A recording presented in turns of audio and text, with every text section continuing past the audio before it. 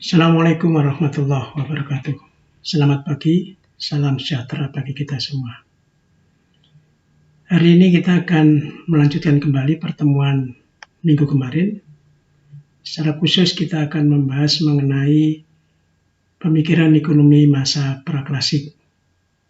Pemikiran ekonomi masa praklasik ini perlu kita pahami karena ini merupakan dasar atau yang menginspirasi berkembangnya pemikiran ekonomi modern yang banyak dibahas oleh Adam Smith sebagai tokoh sentral mainstream ekonomik yang berkembang sampai dengan saat ini. Kalau kita berbicara mengenai pemikiran ekonomi masa praklasik, maka akan bisa kita bagi menjadi dua garis besar. Yang pertama yaitu pemikiran ekonomi pada masa Yunani atau sebelum Masehi, dan yang kedua adalah pemikiran ekonomi di abad pertengahan, medieval, yang termasuk dalam abad pertengahan yaitu pemikiran ekonomi skolastik, pemikiran ekonomi merkantilisme, dan pemikiran ekonomi fisiokratisme. Dalam beberapa hal, pemikiran ekonomi fisiokratisme yang nanti kita bahas itu dianggap sebagai sebuah mazhab ekonomi. Dalam bahasan ke depan, saya juga berharap Anda bisa membedakan secara khusus apa yang dimaksud dengan pemikiran ekonomi, apa yang dimaksud dengan mazhab ekonomi. Kalau kita lihat lebih lanjut, pokok permasalahan berkaitan dengan pemikiran ekonomi itu tidak terlepas dari family tree ekonomi. Salah satunya yang ditulis oleh Paul Samuelson. Dia membagi alur pemikiran ekonomi berdasarkan pemikiran-pemikiran yang berlangsung pada saat itu. Sebagai titik sentralnya itu adalah alur pemikiran yang dikembangkan oleh Adam Smith atau yang kita kenal dengan mazhab klasik. Munculnya mazhab klasik itu ditandai dengan terbitnya buku yang dikarang oleh Adam Smith yaitu The Wealth of Nations, yang itu dilatar belakangi oleh berkembangnya revolusi industri di daratan Eropa pada saat itu. Secara tidak langsung, pemikiran Adam Smith itu dipengaruhi oleh pemikiran yang dikembangkan oleh kaum fisiokrat pada abad ke-17 dan berkembangnya pemikiran merkantilisme juga pada abad ke-17. Sedangkan pemikiran dari kaum fisiokrat itu tidak terlepas dari apa yang dikembangkan oleh Thomas Aquinas yang kita kenal dengan pemikiran skolastik. Pemikiran skolastik ini menjadi inspirasi berkembangnya mazhab fisiokratisme dan juga pemikiran merkantilisme. Kemudian yang menarik dalam hal ini, pemikiran dari kaum fisiokrat itu atau pemikiran dari Thomas Aquinas, kaum skolastik ini terinspirasi oleh pemikiran yang dikembangkan oleh pemikir Yunani kuno. Di antaranya adalah Aristoteles. Selain itu, format pemikiran yang dikembangkan oleh Thomas Aquinas dan Magnus yang masuk dalam pemikiran skolastik itu tidak terlepas dari ajaran agama yang mereka anut pada saat itu. Ini adalah inti pokok dari alur perkembangan pemikiran ekonomi yang dimulai pada zaman Yunani kuno, kemudian zaman pertengahan, kemudian pemikiran Adam Smith sampai dengan pemikiran yang berkembang saat ini. Ini yang perlu kita pahami terlebih dahulu. Kemudian yang kedua, sekarang kita masuk kepada alur pemikiran yang berkembang pada saat masa Yunani kuno. Yang perlu kita perhatikan, kalau kita berbicara mengenai persoalan ekonomi, itu akan berkembang seiring dengan perkembangan peradaban manusia. Artinya, semakin berkembang peradaban manusia, akan semakin kompleks persoalan ekonomi yang dihadapi oleh manusia tersebut. Oleh sebab itu, persoalan ekonomi sesungguhnya sudah terjadi bersamaan dengan keberadaan kehidupan manusia. Namun, bukti konkret tentang persoalan ekonomi tersebut baru ditemukan pada masa Yunani kuno dalam struktur pemahaman ekonomi yang bersumber dari literatur barat, di mana saat itu istilah ekonomi baru dikenalkan. Sehingga kalau kita belajar dalam konteks economics, ilmu ekonomi, itu selalu terkait dengan apa yang dikembangkan oleh para filosof Yunani kuno. Misalnya, pengertian mengenai ekonomi. Ekonomi itu diambil dari bahasa Yunani kuno, yang salah satu tokohnya yaitu Xenophon, nanti kita bahas. Dia memperkenalkan istilah ekonomi yang berasal dari penggabungan dua suku kata Yunani, yaitu oikos dan nomos, yang berarti pengaturan atau pengelolaan rumah tangga. Yang perlu kita ketahui, pada masa Yunani kuno, pemikiran tentang uang, bunga, dan jasa tenaga kerja itu sudah dilakukan. Hal ini ditemukan pertama kali dalam pemikiran Plato yang hidup pada tahun 427 sampai dengan 347 sebelum Masehi dalam bukunya yang berjudul Res Publica. Menurut Plato, dia adalah pemikir pertama tentang perekonomian yang paling awal, sehingga pemikiran Plato banyak dijadikan sebagai acuan bagi pemikir ekonomi yang berkembang pada saat itu. Pemikiran ekonomi Plato sebenarnya muncul secara tidak sengaja, di mana berasal dari pemikiran tentang keadilan, justice, yang ideal di sebuah negara, atau disebut dengan ideal states. Dalam pemikirannya, menurut Plato, kemajuan sebuah negara itu tergantung pada pembagian kerja, division of labor, yang akan timbul secara alamiah dalam masyarakat. Secara alamiah, menurut Plato, orang akan memiliki preferensi dan kecenderungan yang berbeda antara satu dengan yang lainnya.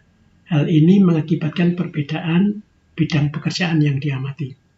Kalau kita amati, konsep division of labor yang dikembangkan oleh Plato itu kemudian diadopsi oleh Smith menjadi division of labor dalam format yang agak berbeda. Tetapi pandangan-pandangan Smith nanti akan kita bahas pada pertemuan berikutnya, secara tidak langsung juga mengadopsi pemikiran dari Plato. Kemudian kalau kita perhatikan, menurut Plato ada 3 jenis pekerjaan yang dapat dilakukan oleh manusia. Di antaranya adalah pekerjaan sebagai regulatif, penguasa. Kemudian pekerjaan sebagai pelindung, tentara. Dan pekerjaan sebagai pekerja. Menurut Plato, semua manusia itu pada dasarnya adalah bersaudara. Tuhan mengatur sedemikian rupa sehingga masing-masing manusia memiliki pekerjaan yang sesuai dan berbeda-beda satu sama lainnya. Sebagian manusia cocok bekerja sebagai pengatur, ahli filsafat, negarawan, sebagai tentara, sebagai pekerja, bisa petani, bisa buruh, bisa pedagang, dan sebagainya. Dalam pandangan Plato, jenis pembagian pekerjaan yang ketiga merupakan golongan pekerja yang paling rendah.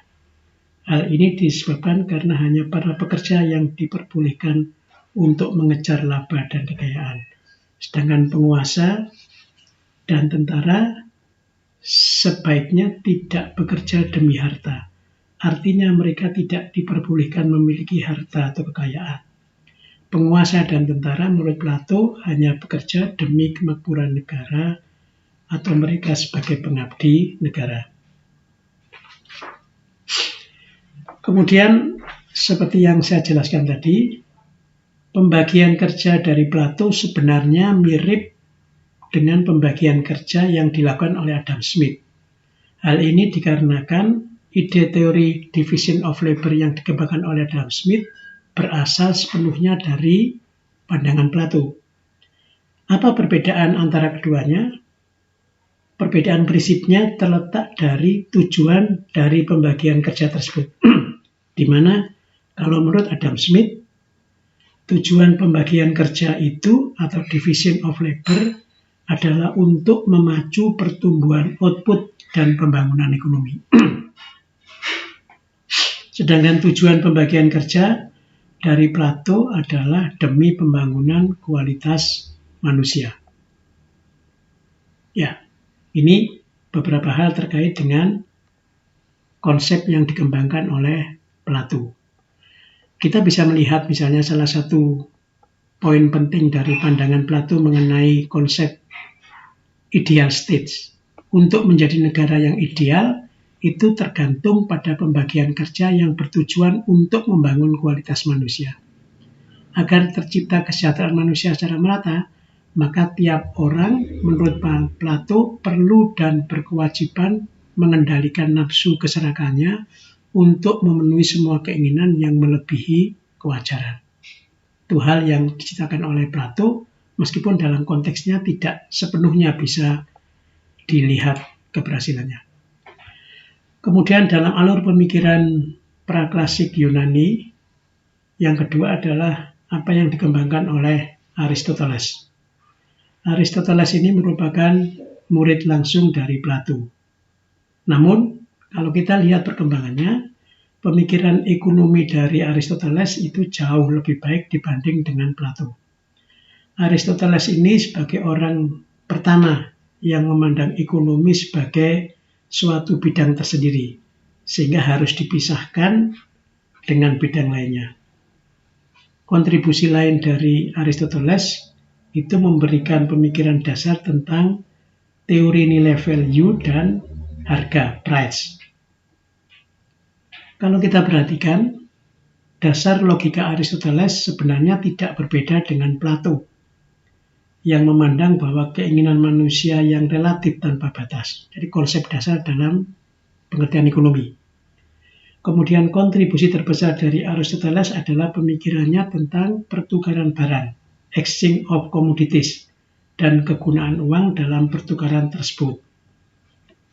Ini dua hal penting terkait dengan pemikiran Aristoteles.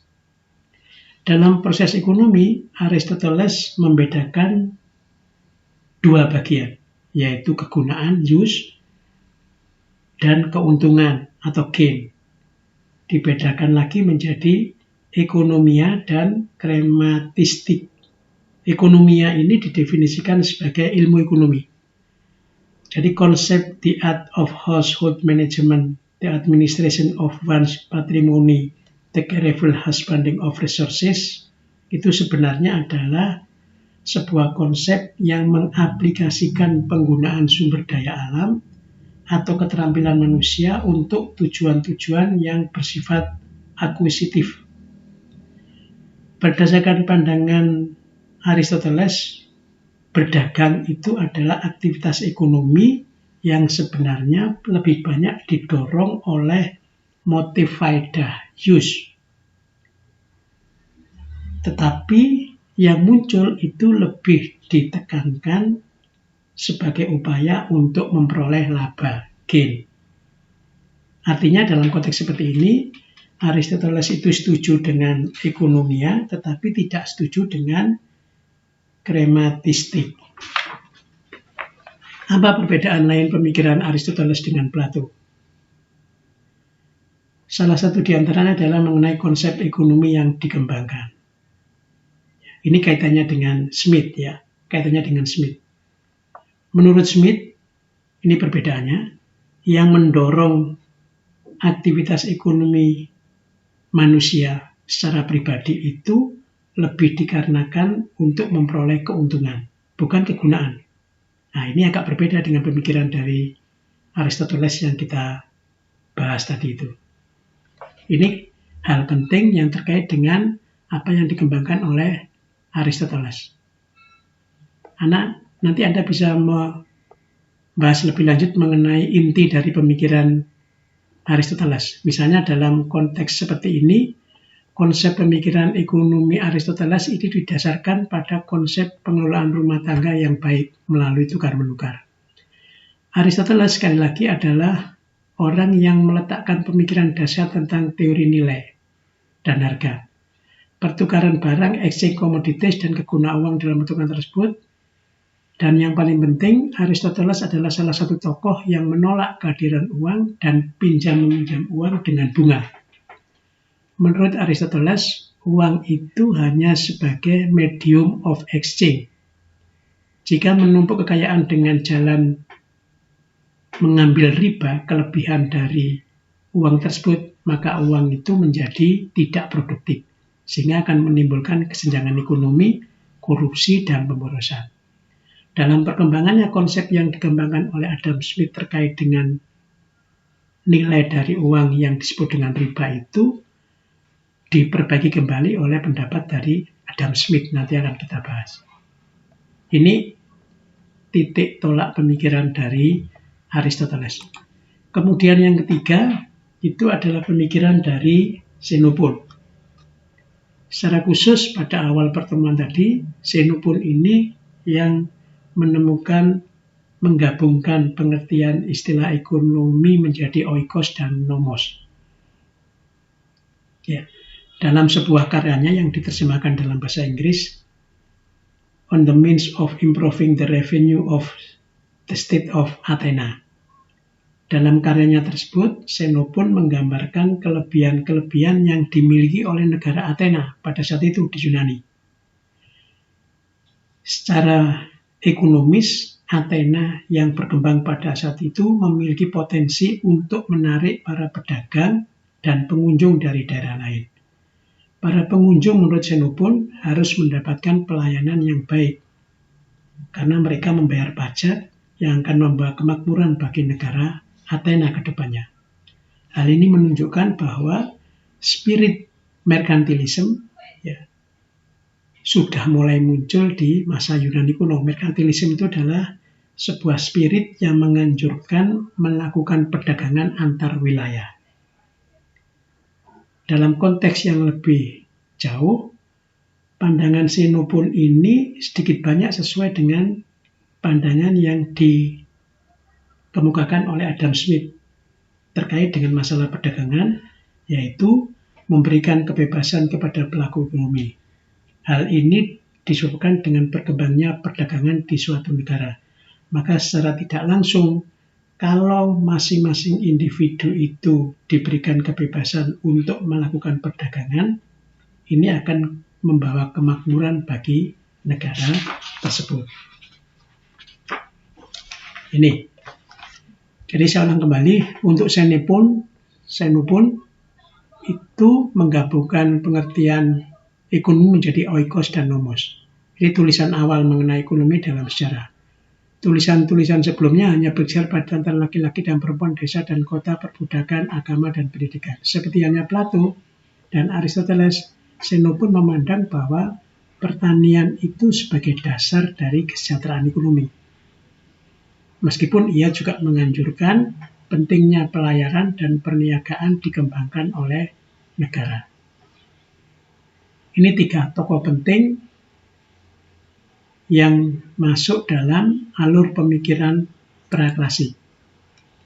Kemudian yang berikutnya, sekarang kita masuk ke pemikiran ekonomi kaum skolastik yang berkembang pada abad pertengahan di Eropa. Yang perlu kita pahami, dalam perkembangan abad pertengahan di Eropa, peranan gereja itu mendominasi bidang ekonomi. Hal ini terlihat dari besarnya kontribusi karya penulis-penulis zaman tersebut, walaupun secara teknik teori ekonomi masih lemah.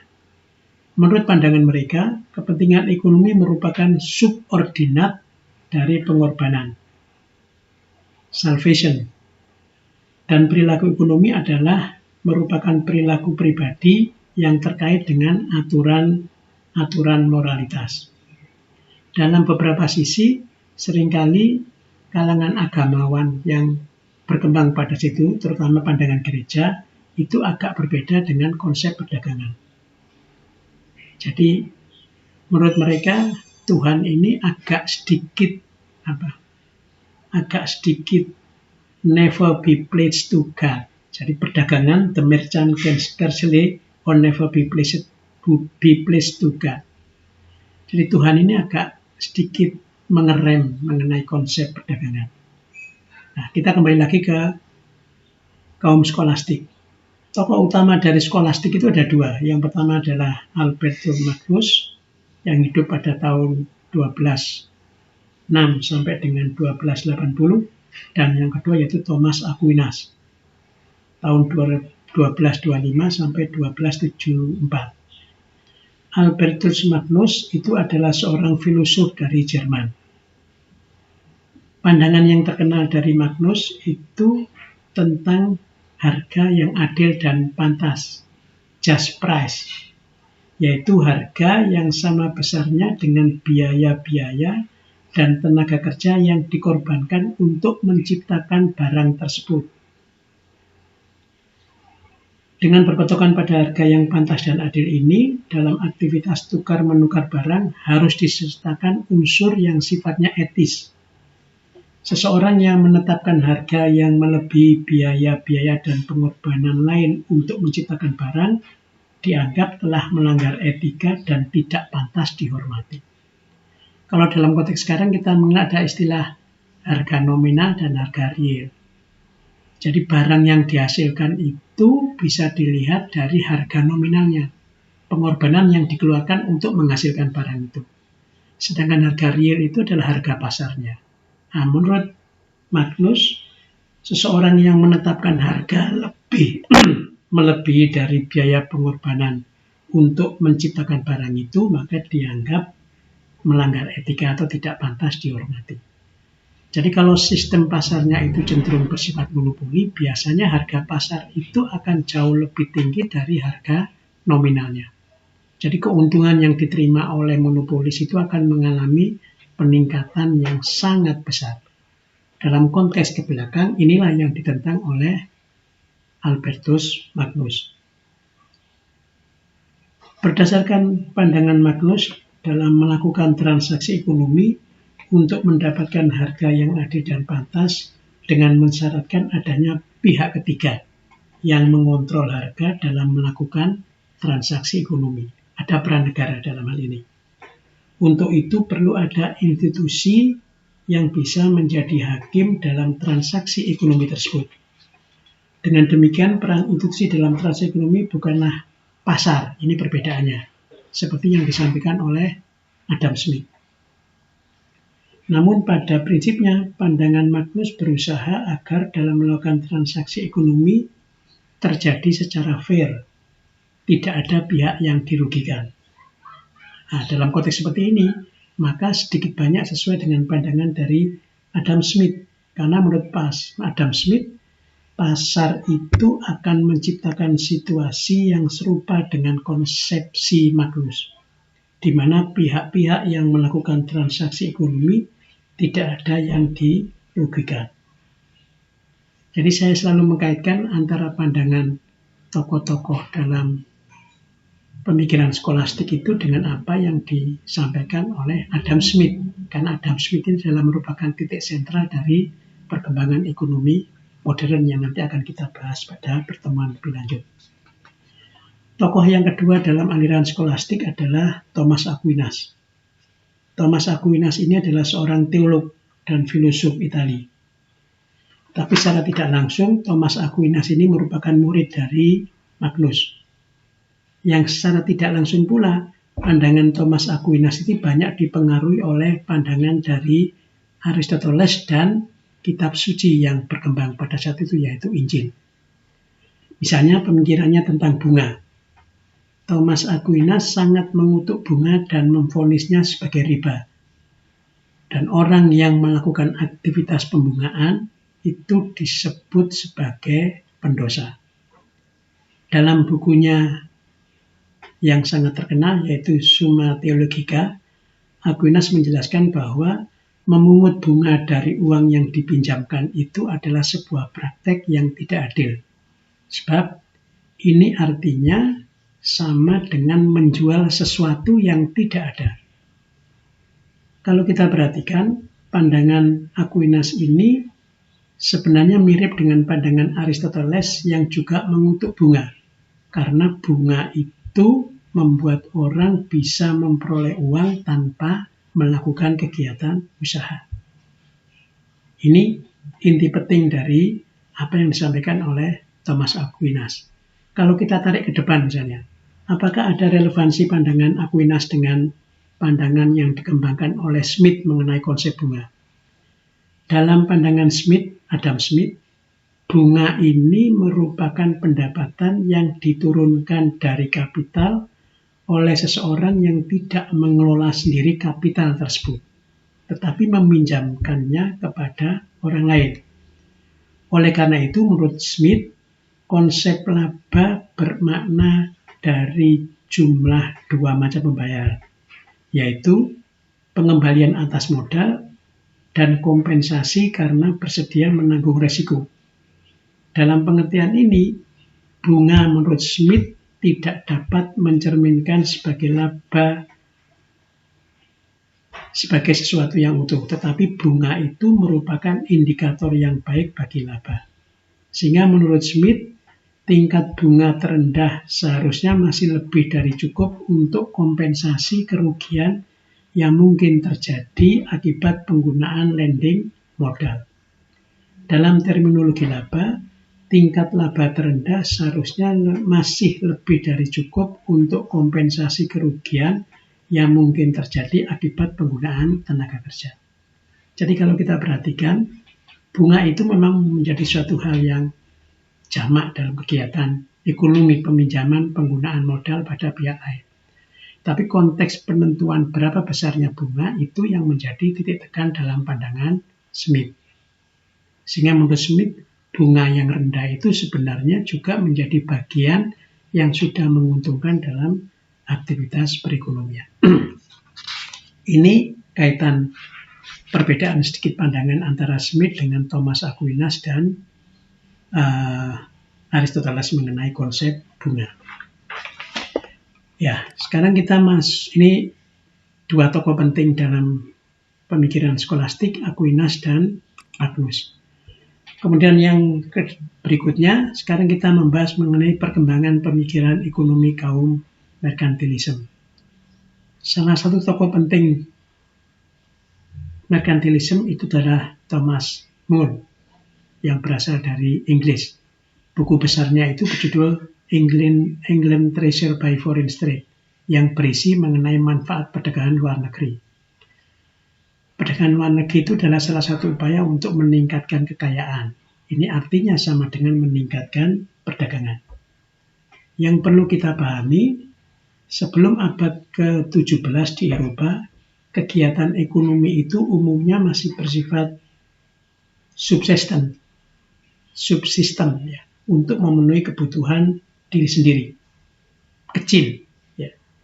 Kemudian seiring dengan perkembangan peradaban, organisasi kegiatan ekonomi dan masyarakat berkembang pesat. Berawal dari surplus pertanian, kemudian perdagangan mulai berkembang. Maka muncullah merkantilisme. Jadi merkantilisme itu dasarnya adalah melakukan perdagangan dengan daerah di luar negara tersebut. Sampai dengan saat ini memang belum ada sebuah kesepakatan apakah merkantilisme itu dapat disebut sebagai mazhab ekonomi atau hanya sekedar sebagai sebuah aliran pemikiran ekonomi. Sebagian ada yang menganggap merkantilisme itu sebagai kebijakan ekonomi yang berkembang pada saat itu, karena istilah merkantilisme itu berasal dari kata dasar merchant. Merchant itu pedagang. Menurut paham merkantilisme, setiap negara yang berkeinginan untuk maju harus melakukan perdagangan dengan negara lain. Coba kita perhatikan. Dalam konteks merkantilisme, sumber kekayaan negara itu diperoleh melalui surplus perdagangan luar negeri yang akan diterima dalam bentuk emas atau perak. Kebijakan perdagangan waktu itu sangat mendorong ekspor dan impor yang dibatasi. Selanjutnya, uang dari hasil surplus perdagangan tersebut digunakan untuk meningkatkan kekuasaan. Nah, dalam konteks perkembangan global lebih lanjut, Surplus perdagangan yang digunakan untuk meningkatkan kekuasaan inilah yang mendorong munculnya paham imperialisme atau penjajahan. Jadi setiap negara di Eropa pada saat itu berupaya untuk meningkatkan volume perdagangannya dengan mencari daerah baru untuk mendapatkan barang-barang, sumber barang mentah yang dibawa ke Eropa, kemudian diekspor ke negara lain.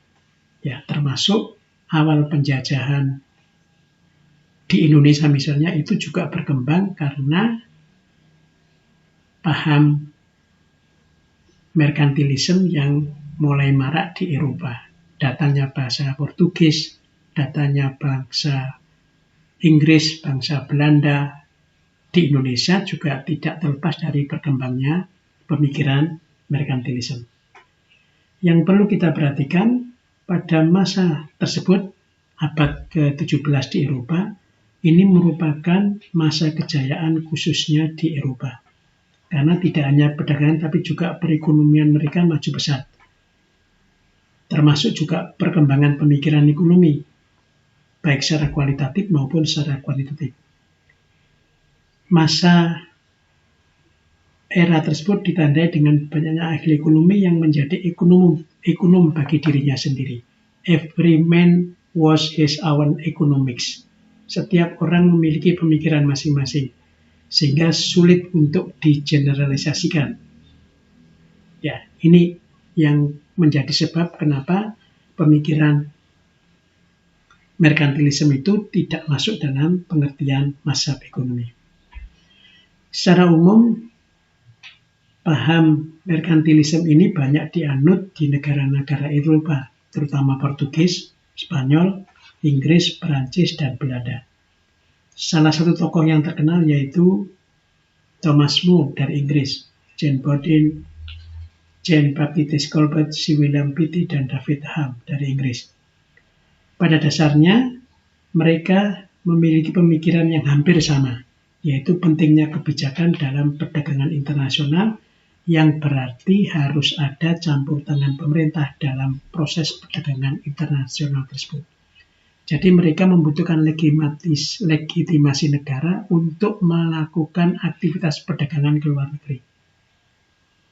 Pandangan kaum merkantilisme ini sedikit banyak sesuai juga dengan pandangan Adam Smith dalam hal aturan yang harus dijalankan dalam perdagangan, baik perdagangan domestik maupun perdagangan internasional. Salah satu pandangan tersebut tercermin dari tokoh merkantilisme yaitu David Hume yang berjudul Of the Balance of Trade. Dalam buku tersebut, pemikiran perdagangan yang dikemukakan oleh Smith ini sangat mempengaruhi David Hume. Jadi secara umum, Of the Balance of Trade ini membicarakan tentang harga-harga di mana harga sebagian dipengaruhi oleh jumlah barang dan sebagian dipengaruhi atau ditentukan oleh jumlah uang. Ya, ini secara umum mengenai pandangan-pandangan yang dikemukakan oleh aliran merkantilisme. Untuk lebih lanjutnya nanti Anda bisa membahas pada diskusi kelompok yang dikembangkan oleh kelompok-kelompok yang sudah ditentukan sebelumnya.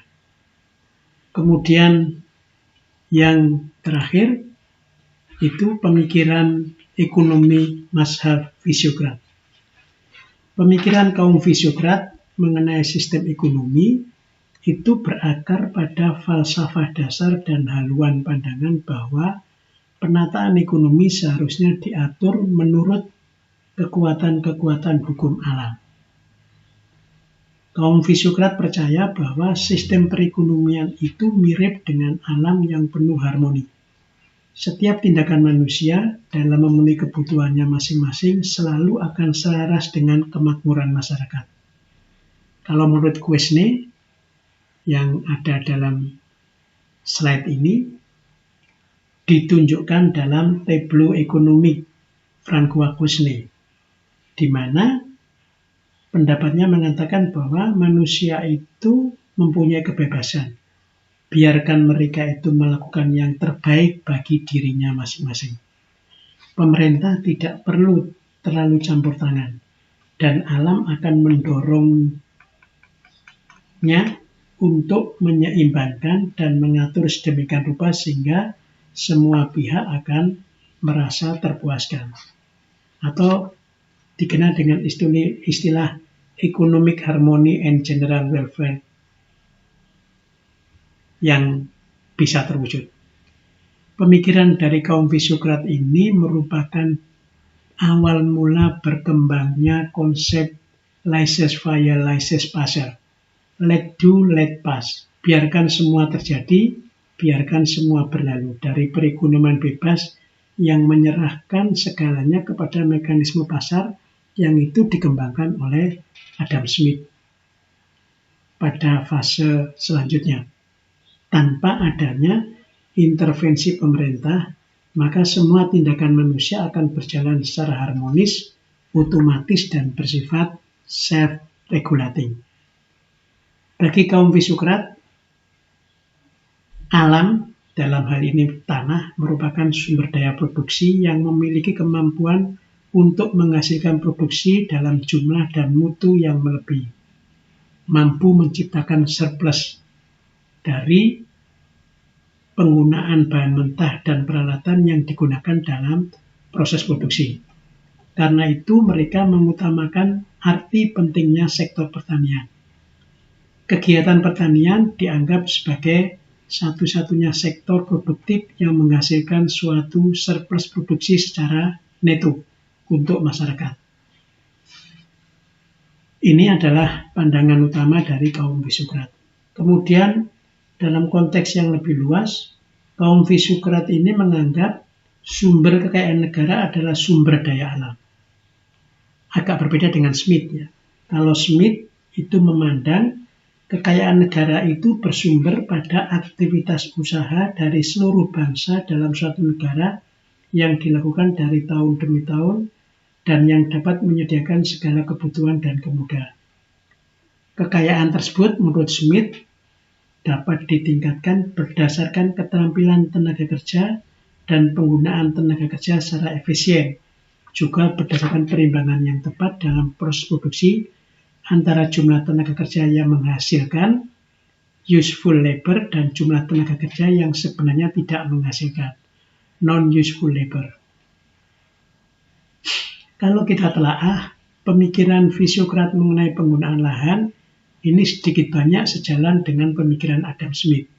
Bagi kaum Fisokrat, besar kecilnya imbalan jasa atas penggunaan lahan, yaitu sewa tanah, land rent, adalah berbeda-beda sesuai dengan perbedaan mutu lahan itu sendiri. Nah, ini mempengaruhi pemikiran Adam Smith nanti ke depannya.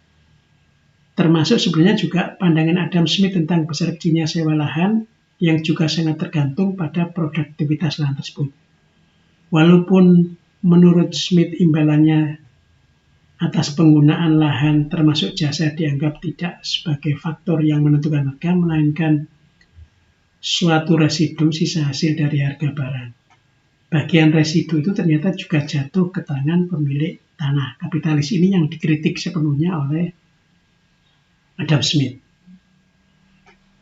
Kemudian menurut kaum Fisokrat, sebagian besar surplus yang terjadi di sektor pertanian, surplus itu artinya kemampuan untuk menghasilkan produksi dalam jumlah dan mutu melebihi bahan mentah dan peralatan yang digunakan dalam proses produksi, dinikmati oleh pemilik lahan sebagai sewa tanah, land rent.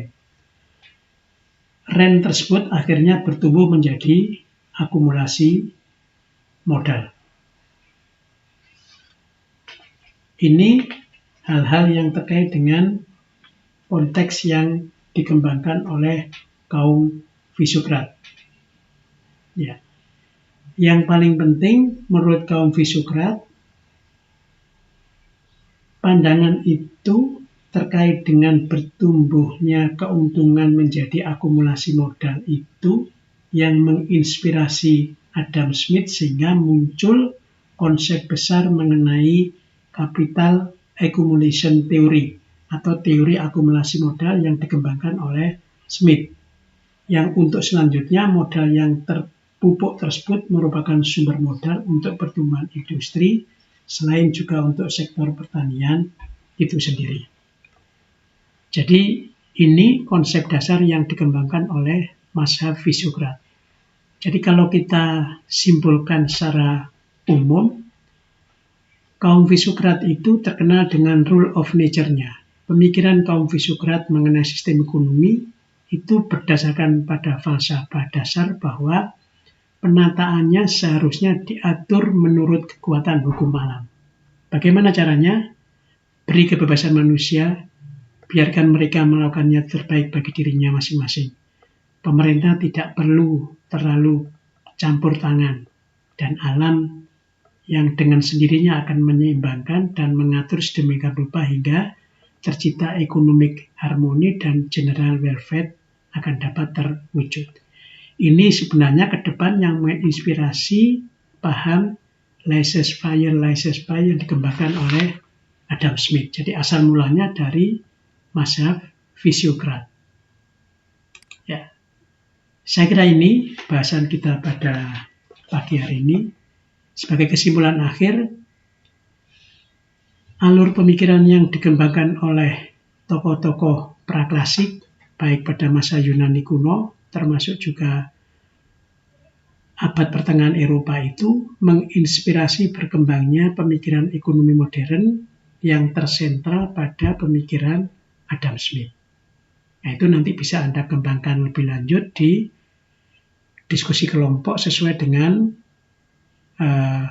bab-bab yang sudah saya bagi sebelumnya.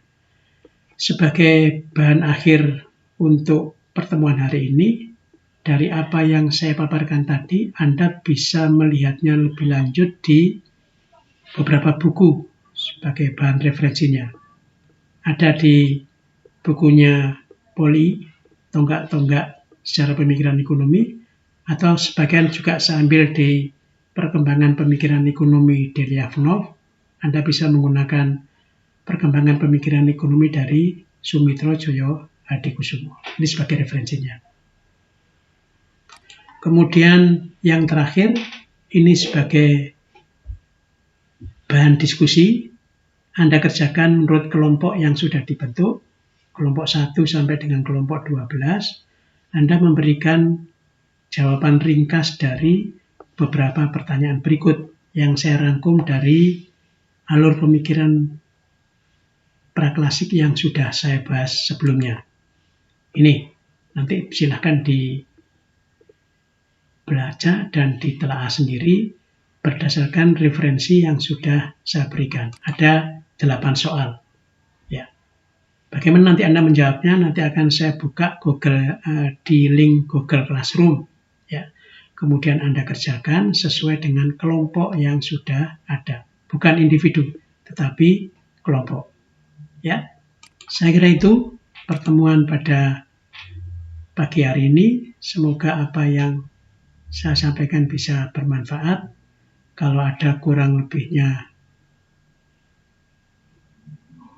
mohon bisa dimaklumi karena ini merupakan paparan yang sifatnya pendek, secara tidak langsung, tapi saya berharap dengan model pemaparan seperti ini akan merangsang Anda untuk mau membaca lebih lanjut mengenai perkembangan pemikiran ekonomi. Untuk pertemuan-pertemuan selanjutnya, saya secara khusus akan membahas mengenai konsep dasar pemikiran ekonomi yang dikembangkan oleh Adam Smith. Kenapa Adam Smith?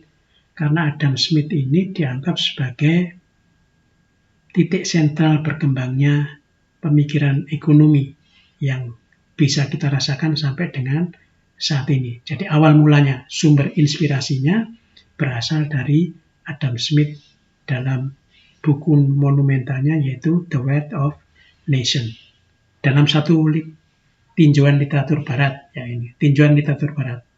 Nanti dalam konteks yang lain kita akan melihat apakah pandangan Smith ini juga sesuai dengan alur pemikiran lain yang berkembang, termasuk alur pemikiran yang berasal dari negara-negara di luar Eropa, Nanti pada pertemuan ketiga akan kita bahas lebih panjang lagi. Untuk pertemuan minggu depan, saya secara khusus sekali lagi akan membahas mengenai filsafat dasar pemikiran Adam Smith yang saya ambil dari berbagai sumber. Saya kira itu yang bisa kita lakukan pada pagi hari ini. Semoga kuliah pada pagi hari ini bisa memberikan manfaat bagi Anda semua dan mendorong Anda untuk membaca literatur pemikiran ekonomi secara lebih luas. Dalam satu dimensi, sekali lagi ini dimensi ya, dimensi dalam alur pemikiran ekonomi versi Barat. Ya, versi Barat. Yang pasti Anda harus menggunakan pembanding, karena tidak semua yang dari Barat itu baik, tidak semua dari Barat itu jelek. Tetapi sumber-sumber inspirasinya itu yang perlu kita pahami lebih lanjut lagi. Karena yang namanya sejarah itu pasti tergantung dari siapa yang menulisnya. Ya, saya kira itu. Terima kasih atas apa yang disimak pada hari ini. Semoga bisa bermanfaat. Assalamualaikum warahmatullahi wabarakatuh.